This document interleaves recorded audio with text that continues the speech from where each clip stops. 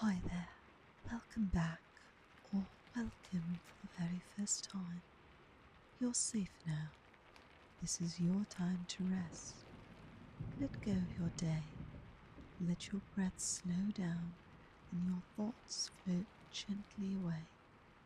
Tonight I'll be reading you a fairy tale, an old story wrapped in moonlight and carried on a quiet breeze just for you. So snuggle in, get cozy, and let the soft rhythm of the story guide you into dreams. Let's begin. The Farmer and the Badger.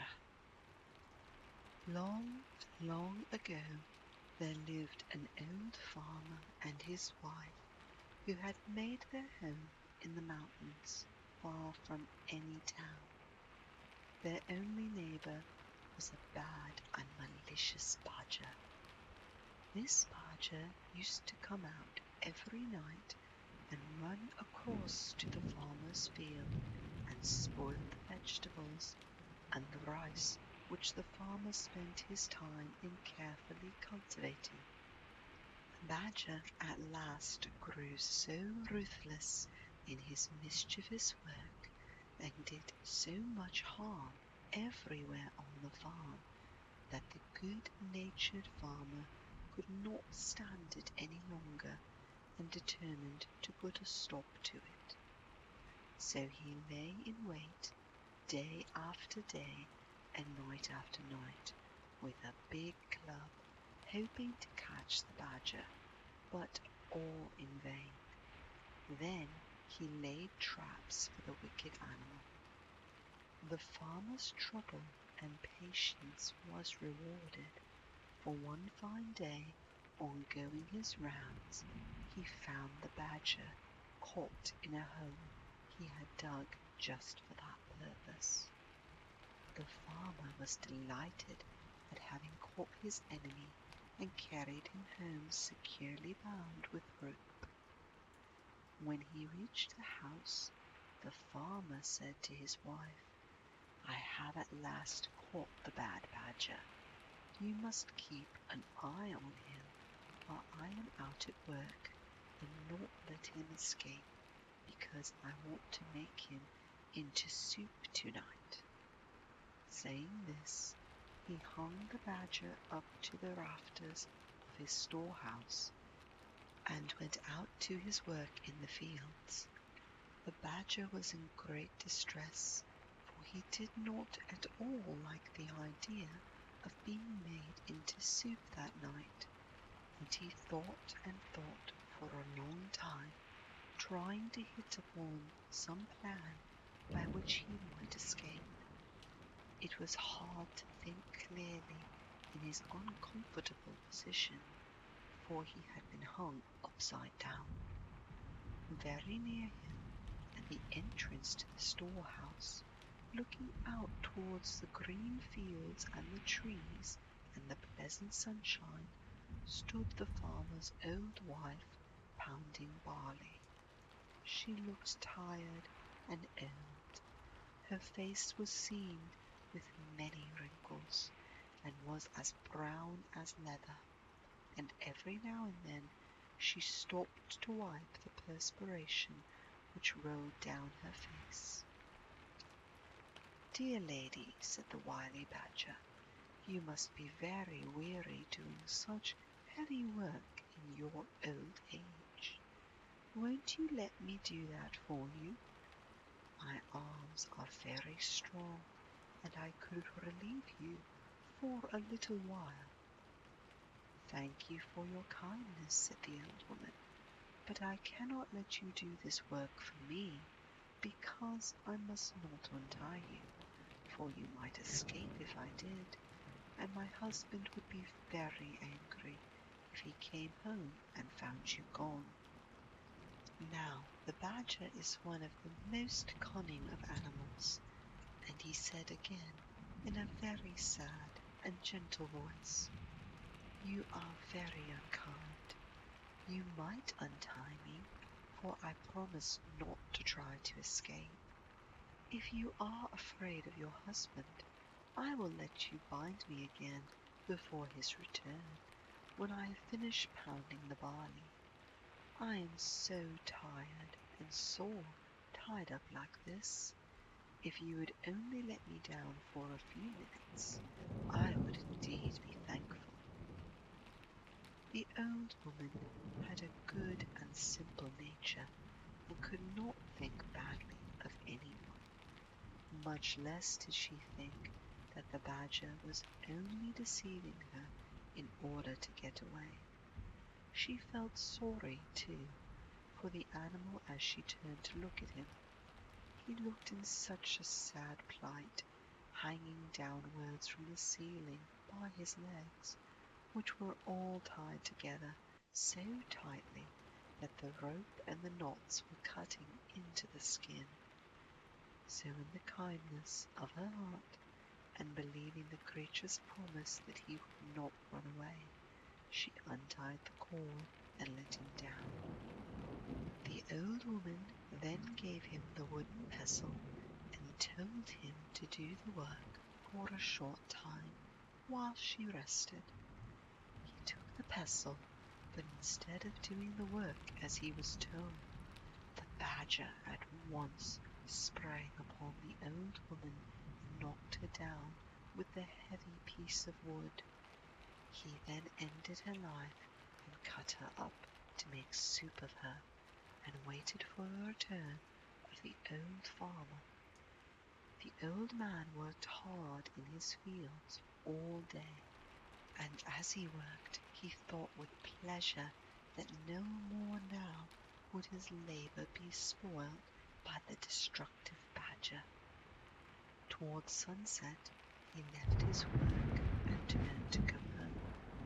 He was very tired, but the thought of a nice supper of hot badger soup awaiting his return cheered him. The thought that the badger might get free and take revenge on the poor old woman never once came into his mind. The badger meanwhile assumed the old woman's form, and as soon as he saw the old farmer approaching, came out to greet him on the veranda of the little house, saying, "You have come back at last. I have made the badger soup and been waiting for you for a long time." The old farmer quickly took off his straw sandals and sat down before his tiny dinner tray. The innocent man never even dreamed that it was not his wife, but the badger, who was waiting upon him, and asked at once for the soup.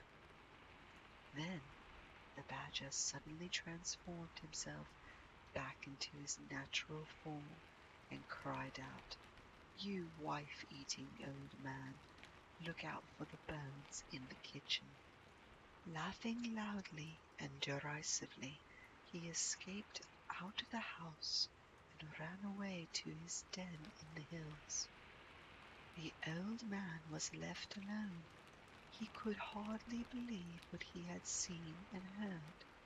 Then he understood the whole truth, and he was so scared and horrified that he fainted right away. After a while he came round and burst into tears. He cried loudly and bitterly. He rocked himself to and fro in his hopeless grief. It seemed too terrible to be real, and that the life of his faithful old wife had been ended, and she had been cooked by the badger while he was working quietly in the fields, knowing nothing of what was going on at home, and congratulating himself on having once and for all gotten rid of the wicked animal who had so often spoiled his fields. And oh, the horrible thought! He had very nearly drunk the soup with which the creature had made of his poor old woman. "Oh dear, oh dear, oh dear!" he wailed aloud. Now, not far away, there lived in the same mountain a good kind-natured old rabbit. He heard the old man crying and sobbing, and at once set out to see what was the matter, and if there was anything he could do to help his neighbour. The old man told him all that had happened, and when the rabbit heard the story, he was very angry at the wicked and deceitful badger, and told the old man to leave everything to him, for he would avenge the end of his wife's life. The farmer was at last comforted, and wiping away his tears, thanked the rabbit for his goodness in coming to him in his distress. The rabbit, seeing that the farmer was growing calmer, went back to his home to lay his plans for the punishment of the badger. The next day the weather was fine, and the rabbit went out to find the badger. He had not been seen in the woods, or on the hillside, or in the fields anywhere, so the rabbit went to his den and found the badger hiding there, for the animal had been afraid to show himself ever since he had escaped from the farmer's house, for the fear of the old man's wrath. The rabbit called out, "Why are you not out on such a beautiful day? Come out with me, and we will go and cut grass on the hills together." The badger, never doubting but that the rabbit was his friend, willingly consented to go out with him, only too glad to get away from the neighbourhood of the farmer and the fear of meeting him. The rabbit led the way miles away from their homes, out on the hills where the grass grew tall and thick and sweet. They both set to work to cut down as much as they could carry home, to store it up for their winter's food. When they had each cut down all they wanted, they tied it in bundles and then started homewards, each carrying a bundle of grass on his back. This time the rabbit made the badger go first. When they had gone a little way, the rabbit took out a flint and a steel, and, striking it over the badger's back as he stepped along in front, he set his bundle of grass on fire. The badger heard the flint striking and asked, "What was that noise, that crack, crack?" "Oh, that is nothing," replied the rabbit. "I only said crack, crack, because this mountain is called Crackling Mountain." The fire soon spread in the bundle of dry grass on the badger's back. The badger, hearing the crackle of the burning grass, asked again, "What is that?" "Oh, now we have come to the burning mountain," answered the rabbit. By this time the bundle was nearly burned out, and all the hair had been burned off the badger's back. He now knew what had happened by the smell of the smoke of the burning grass. Screaming with pain, the badger ran as fast as he could to his hole. The rabbit followed and found him lying on his bed, groaning with pain. "What an unlucky fellow you are," said the rabbit. "I can't imagine how this happened. I will bring you some medicine which will heal your back quickly." The rabbit went away, glad and smiling to think that the punishment upon the badger had already begun. He hoped that the badger's life would end because of his burns, for he felt nothing could be too bad for the animal who was guilty of ending the life of a poor, helpless old woman who had trusted him. He went home and made an ointment by mixing some sauce and red peppers together. He carried this to the badger, but before putting it on, he told him it would cause him great pain, but he must bear it patiently, because it was a very wonderful medicine for burns and scalds and such wounds. The badger thanked him and begged him to apply it at once, but no language can describe the agony of the badger as soon as the red pepper had been pasted all over his sore back. He rolled over and howled loudly. The rabbit, looking on, felt that the farmer's wife was beginning to be avenged. The badger was in bed for about a month, but at last, in spite of the red pepper application, his burns healed and he got well. When the rabbit saw that the badger was getting well, he thought of another plan by which he would compass the creature's life's end. So he went one day to pay the badger a visit and congratulate him on his recovery. During the conversation, the rabbit mentioned he was going fishing and described how pleasant fishing was when the weather was fine and the sea was smooth. The badger listened with pleasure to the rabbit's account of the way he passed his time now, and forgot all his pains and his month's illness, and thought what fun it would be if he could go fishing too. So he asked the rabbit if he would take him the next time he went out to fish. This is just what the rabbit wanted, so he agreed.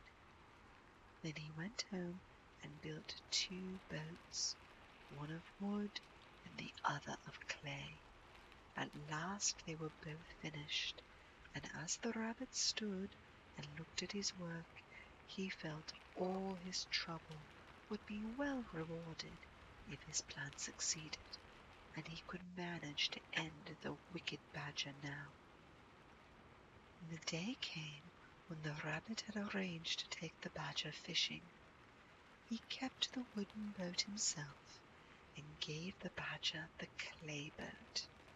The badger, who knew nothing about boats, was delighted with his new boat and thought how kind it was of the rabbit to give it to him. They both got into their boats and set out.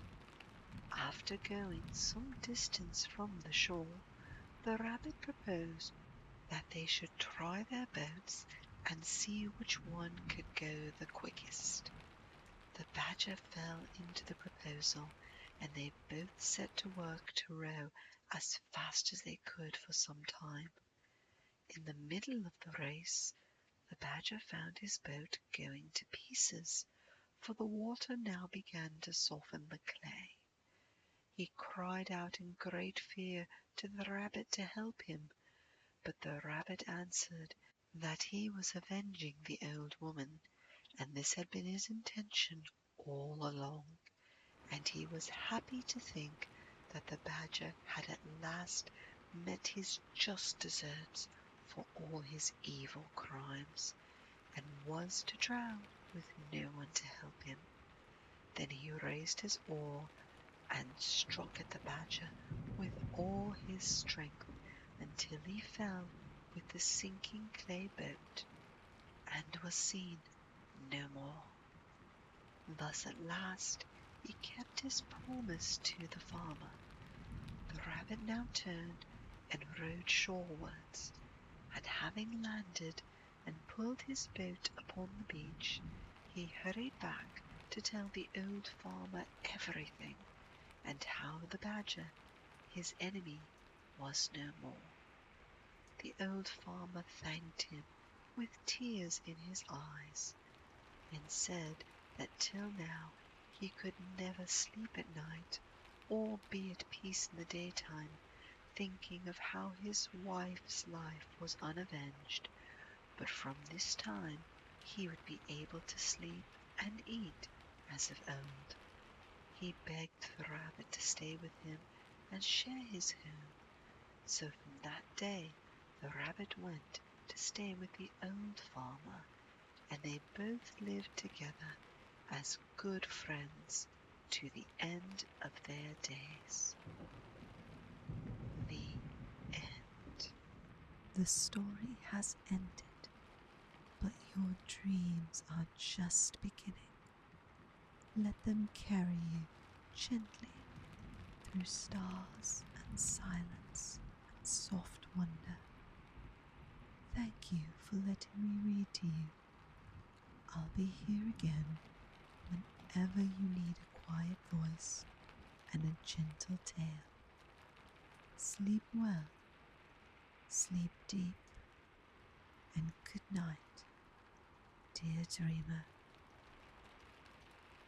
Breuddwydion melys, dear dreamer, sweet dreams.